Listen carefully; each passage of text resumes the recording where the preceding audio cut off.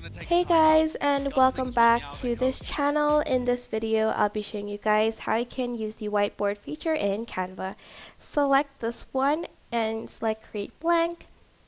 On this whiteboard feature, you can choose schedule, mind map, calendar, planner, flowchart, project, mood board, etc. But I'm just going to choose mood board for mine. I am then going to select this one. Looks pretty cute. Just going to double click on it and it's going to be sorry, there's two of those. I'm just going to add one first. And then I am going to add some pictures to it. Like you can definitely replace some of the pictures.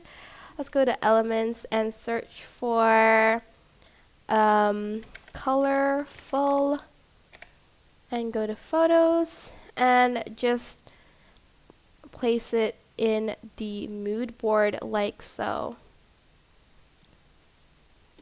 And that's pretty much how you can use the whiteboard feature in Canva. You can also edit the text here. It's so cool. I hope this tutorial was helpful for you guys. Don't forget to like, comment, share, and also subscribe to this channel if you haven't done that. If you have any questions, just leave it in the comment section down below, and I will try my best to answer them all.